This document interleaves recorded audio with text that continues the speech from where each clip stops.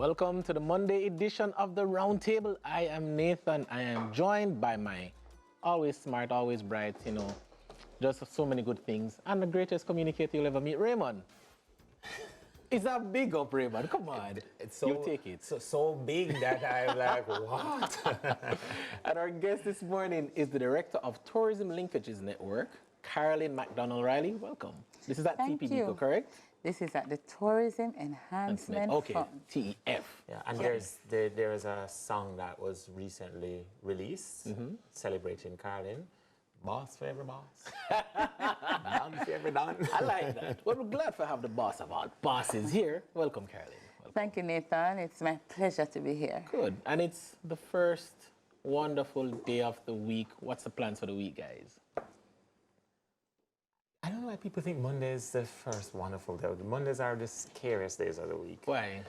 In my dream, like when I grow up, that my week will begin on Tuesday and my weekend will begin on Thursday. Well, unfortunately, you're grown and your week still begins on a Monday. Yeah.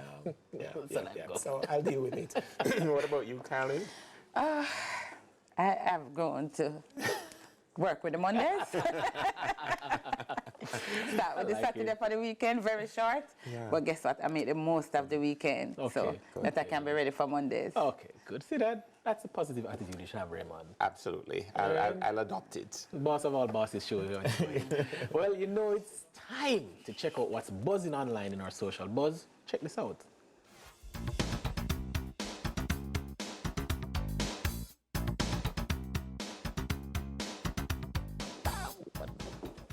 All right, so every year we have these beach cleanups, and people are amazed at just how much stuff we collect. This project is being done in Antigua.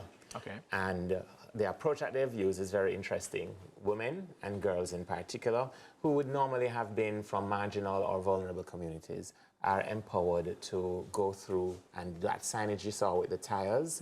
So after they remove the waste, what can be incorporated as part of beautification, they do that there on the location. But the rest of it is sorted, weighed, and steps are taken to repurpose them as the waste as raw material to start again. And then at different parts on the island, you have like not just a mural, but probably sort of sculptures from the repurposed, recycled material, and it becomes a trail. So visitors to the island go and they do the QR code scan, and you hear when it was collected, how many of the items made what you're looking at, and it's now something that visitors do beyond the beach. And I gather that 60 women and girls were trained as coastal stewards to be a part of this? Coastal stewards, they got information about the indigenous species. They helped to replant mangroves and things like I won't go into the scientific name, but trees that will grow naturally in the coastal zone. And that is also, people are now beginning to recognize that that's part of the beauty of a coastal zone. So is there a shameless plug that's happening here, Raymond? I hear that there's a possibility that our good old friend here sitting beside me has the ambition to start something like this here in Jamaica? Well, we've identified the persons. Training has not begun as yet, but they have all of the material. We know who they are. We know the section of the beach we'll be working on. It's correctly called Half Moon Bay, but persons will recognize it more if I say Helsha Beach. Okay. Yeah. Okay, I like this. And Raymond, while you talk about Antigua, actually here, like on the weekend, we had a coastal cleaning with our key clubbers. Putting my shameless plug for Kiwani. Our key clubbers, our secretaries, our Kiwanians. Yes, I was on Saturday. Nice. And we would be happy to partner with you on initiatives like this. Look at what Sunrise Roundtable is doing. Boom. Love that, Caroline. You see how that? And then it's just such a nice flow to just jump into our bag of things. I love how that works. See it.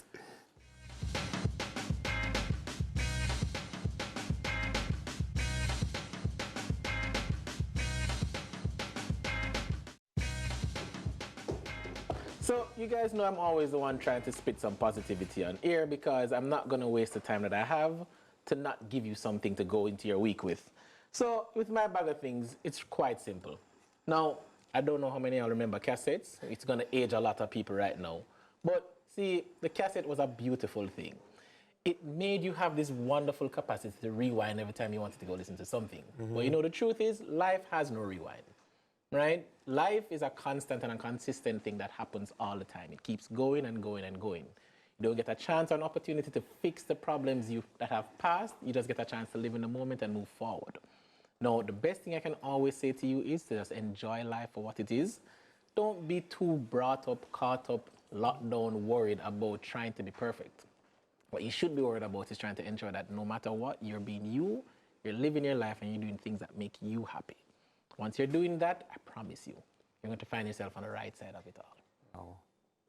Nathan, my memory of that cassette is taping some of my secular songs on my mother's church And you have to hide tape. it down. Oh, Nathan. But you go put it in and go play it. No, and you wish life had a rewind at that point. With our church sisters there, yes. I like that one. Has no I like rewind. that. But I'm glad all of us here have some recollection of cassettes, because I know there's several people in this studio who have never seen a cassette. 1, 2, 3, 4, Yeah, man. But we're not going to 5, call them. 7. We're not going to call them. That one is guilty. Never seen a cassette in real life, have you, Malika? But I do think I see something hot coming in. Ah, look at, you see, this is how it's done. It's hot, so you have to run in with it. Food Turn in in there the today? hand. Nope. I mean, it's food for thought, food for the brain. Ecotourism. What's beyond the beach? Ecotourism.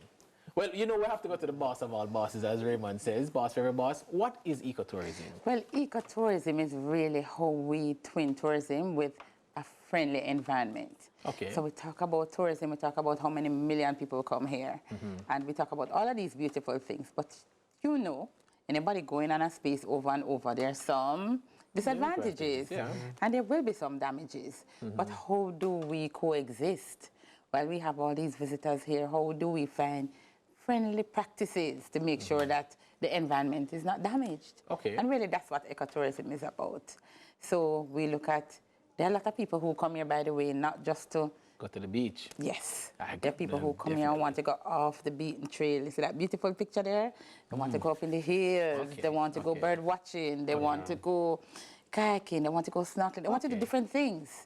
And really, that is also what we support at tourism. Okay. And I might tell you that there is an organization that gives Green Globe certification for properties, not just hotels. We're talking about attractions, we're talking about restaurants, we're talking about housing developments that follow certain environmentally friendly practices.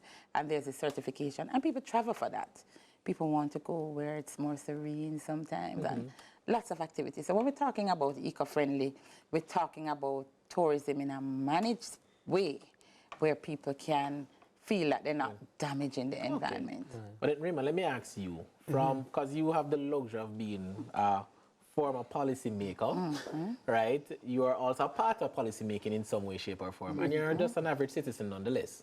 Do you think that you see a lot of ecotourist type practices happening in Jamaica, or do you think that's something that we need to be more in tune with? It's a little bit of both. It's funny enough, when tourism began in Jamaica, the first hotels, the now Immaculate High School, the now Titchfield High School, the Monique High School, or the Monique College. Look at that. These were never initially, apart from Titchfield, the others were inland. They were also more boutique. Okay. So we went into the mass tourism market, which was part of the global evolution. But what I like about what's happening now is that you have consumers who, even if they check into one of the standard resorts, they will do their research beforehand. They will know what the heritage or a particular period of history that they're researching is and the location that it relates to. So it may surprise people to know that you have tourists that will leave the North Coast, go into a place in St. Elizabeth called New Carmel to look at the graves of the first Moravian missionaries that came to Jamaica. Interred with them are their slaves as well. I learned something new. And then which is where Carlin comes in, training in the community is of such that when the visitors come, you can then, the marketing term is upsell, but you could then explain to them what else is of importance in that area. And another thing I'd like to touch on with the certification, you do have people now who will get on a plane or get on a vessel to go to a location just because they're seeing those standards being met. So you have a greater consciousness in the mind of the average tourist today than you had in the 1990s. But then let me give a food for thought then. Ecotourism to me sounds like a partnership. It sounds like if you don't have the tourists, the government overall, and then those who are enacting within the country, all together on that one page, you're not going to have it. So for me, I'll take it that government, because you're here speaking about it in such a strong way, is pushing in that direction. But do we find that the interests who own some of these spaces are also thinking of it in that way? And are we seeing locals buying into ecotourism in that kind of way as well? They are, because it becomes natural. Just like how it becomes natural for you to start using certain products that you think is more earthy and more environmentally friendly because you think it has less damage on your skin. That's a trend. And if it is that our visitors are asking for it, as a business person, you're going to be going where they also want to go. So there's that. But internationally, this is what people are asking for, especially since COVID. People looking for more healthy alternatives.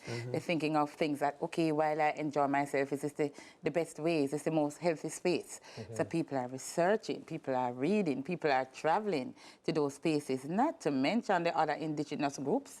So we have Christian groups traveling, and they want to go on these pyramids, and we have students across who want to research, and they want to do all of these wonderful things while doing a vacation. So yes, it is the way to go. And we have properties, when we talk about Portland and St. Mary, you know. There's more than that. I mean, there is so much there that you want to see, that you want to experience. But I don't know why she left off Craighead. No, we'll come back from the break. We can talk about Craighead, though I'm curious to find out what exactly is there after the break, guys.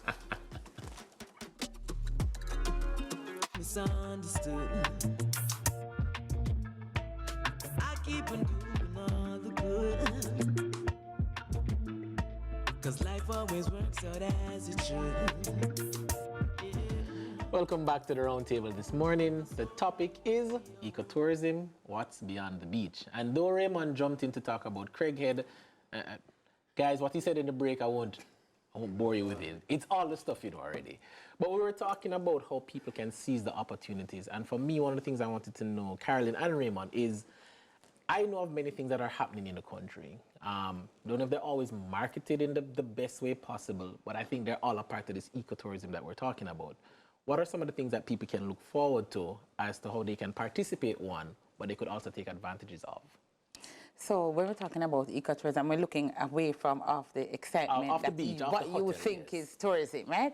We do things like coffee festival. Don't know if you've ever heard about it. Love it. And there's rum festival. And these are things that we're taking inland. And the coffee festival is a whole experience by itself. It's not just going to the coffee festival. There are coffee trails.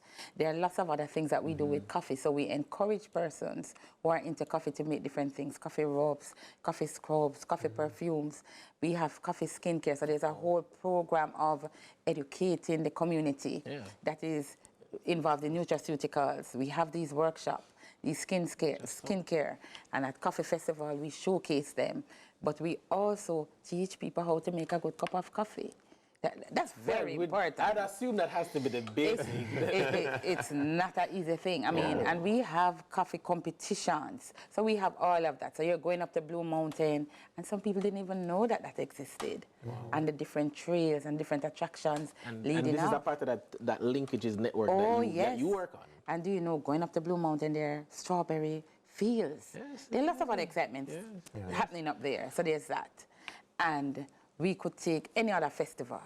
Looking at Mango Festival coming, there are lots of other excitement coming. We have had curry festivals that we have that we support. Yes, there's one at Manning's. Yes. I'm hearing that one from Okay, we'll take Raymond. See, Raymond, when I say they curry everything. Yes. Fruits, meats, everything. And it's coming up. It's coming up. So, and I mean, so for me, that's one of the things that I'm thinking about, that I guess what we don't probably realize is that is ecotourism. That is a deliberate action to make sure it's more than just the hotel and the beach. I just think for many Jamaicans, they don't appreciate that kind of effort to be calling it ecotourism. And I'm saying it that way because the project that we spoke about for your social buzz, I think there's a lot of community engagement and community awareness that is necessary. How do we get to the point of having the community engaged so they are a part of these things? Well, I want to use the opportunity to give a shout out to the service organizations, because as Khadine mentioned, the one on Saturday was Kiwanis. You have Rotary, you have the Sir Optimists, you have the Optimist Clubs. You also have other associations and fraternities who will take on an initiative. I know, for example, that the Rotary Club of Spanish Town will be adopting the Rio Cobre, which is a massive concept just to think about. The Rio Cobre? The Rio Cobre. Wow. But what it does is gives an access point for for information to be shared with new people hearing the information for the first time. And if you appreciate how important the Rio Cobre is along its entire along the entire route of the Rio Cobre, several industries, bauxite, fisheries, you name it, as well as ecotourism, because you can go and do tubing at the right time of the year, under the right supervision, with qualified people. Don't just go blow up a tube and jump in there and then say you heard it here, you know.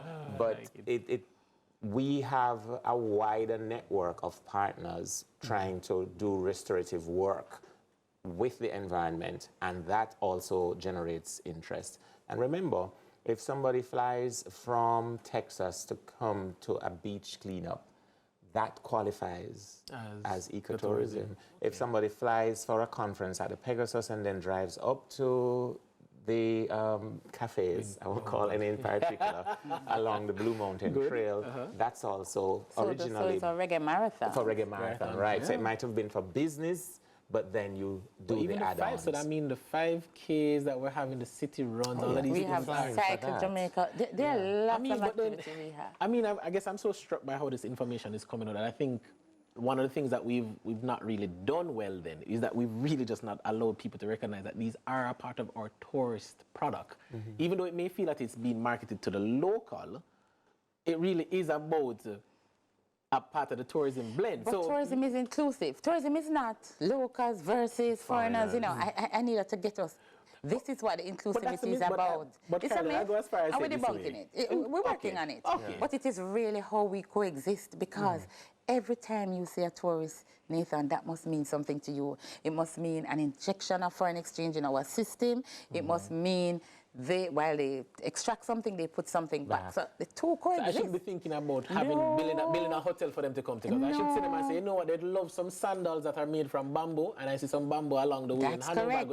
And that's when you talk about the linkages. Okay. And we're seeing some images on screen. Bird watching is a major of the turtles. thing. And as it turns out, just Saturday, I was in the mountains after a business meeting, and we had the most, the kindest Dr. Bird in history. Literally, homeboy just decided, I'll hover. Oh, you didn't get the picture yet? All right, take a picture now. Wow. And people were amazed. It drew a small crowd. Wow. And I'm saying that then the parrots decided that we would not be outdone. So bird watching is actually therapy. You know, I'll say this, because, you know, sometimes you have these type of topics where people talk about, and we're kind of unsexy when you hear the word ecotourism. But I think what I've gathered from this whole conversation is that there's just so much that is untapped. Yes. Because in my mind, Jamaica has a lot of biodiversity, has a lot of history, culture, heritage. That there's a lot that we've not unlocked. I'm not about to tell you about the plants, how many medicinal plants that's only here. You know what? There's so much. I feel like we have to unpack, though we're coming to the final thoughts, we're going to have to... Okay, well, here I have a little bit more time. So I want to unpack a little bit. What are some of those unknown elements of our Jamaican history, culture, and biodiversity that you think could be tapped by individuals who may be watching and saying, you know, I'd love to start a business that is geared towards that? It's getting the community involved. Okay. So, for example, here we have a group of, you remember when we had the Hardanger Heritage Trust, it's a group of ladies that would get together and crochet. Yeah. Okay. And persons would want to just come and look at the work. So there are community groups that we want to get more involved in tourism. Okay. And they do exist. But it's for them to feel that they can be a part of the tourism product. You might have a banana field. I mean, Walker's Wood is a very good attraction of what Jamaica has to offer, and you probably look at it and say, that is just pepper, that is but just think, tourism walking, I literally thought marketing was just a product. No, I didn't even think of it as an attraction. Well, for one, it's a community for which the product is named. Yes. So I know a whole heap of people that live in Walkers. We know you are more than a product.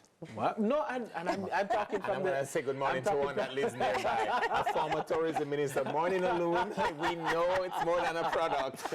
And I think, well, you see, for me, but that's where you have to be real. A lot of what happens in our country goes unrecognized, unnoticed, and unmentioned in the way that it should, because people are just unaware, ignorant to what is really happening. I think we're working on it, but I think sometimes the other news just kind of push us to the corner. Well, you know what? Just think of this. You're walking through a strawberry field, and you're picking and eating the strawberries as they go along while they do the tour. And that can be happening in Jamaica. And it happens. Wow. You know what? But I want you to help me to carry that side of the news. That's what I want you to help me to We're do. going to carry that side of the news after the break, but I know this conversation has a lot of people wondering, how can I be a part of it? So when we come back, we'll wrap it up the real way to give them some deeper dive into it. All right? After the break, guys. Stay tuned. Thanks for staying with us. And you know what we always say, time flies when good things are happening and when you're learning about so many unique things about your country. But you know what time it is? It's time for final thoughts. Caroline, I have to give you the floor here because there's just so much that we unpacked. I feel like you can link it all back together and give us, a good wrap. We've talked about what's beyond the beach, ecotourism. What do you have to say? I like to say tourism provides these opportunities through different networks. So the unit to which I'm attached is called the Tourism Linkages Network, because it is really that linkage between the tourism sector, the ordinary person out there, and the tourism industry. We have 5 networks: gastronomy network, anything food. So while we support a number of food activities, if it is that you have that beautiful idea, you contact us. Then we have the health and wellness, which is about products, not just necessarily spa products, but think of healthy, whether it is something where you use the mud to make the scrub, whatever it is, that's a health and wellness, it falls under that. We have the knowledge. A number of people come here to write books, to do different things. Yes, James there's a knowledge Bond, network. maybe, We're looking now at looking at the history of tourism, how it evolves. That's another thing.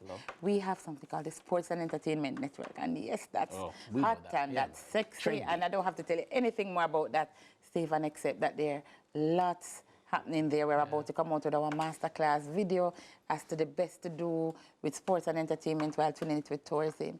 And what have I left out, Raymond? I think I've done gastronomy, I've done health and wellness, I've done knowledge, I've done sports and entertainment. You said there's a 5th one. Shopping. Oh. Shopping. How could you forget the most? We're not so much known for shopping in Jamaica, but it's something we're looking at to build out. We need, every time somebody comes here, they take a piece of us to leave. Something they can buy. I'm challenging somebody out there to come up with that. I want somebody to come and tell me what product we can come up with that every time they travel. Paging Gianna. Gianna, I'm going to text you. We do have some roundtablers who we think could tap into that. And there are many Jamaicans watching at home who I know, I'm absolutely sure they're hearing this and going, I have that idea. So please reach out. So you reach find out. us at the TF. Gianna and Carly. Yeah, Okay. That's what I said. We're going to do that linkage for you. That's what I said. For me, quickly, it's the emphasis is on eco.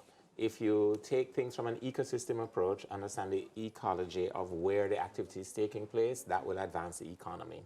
That's where the 3 ecos collide: the ecosystem, the ecology, and the economy. You can't take care of the economy if you don't take care of the ecology and the ecosystem. Businesses won't flourish if you don't create that ecosystem to support, which is what the tourism ministry has done. And of course, all of that bodes well for national development.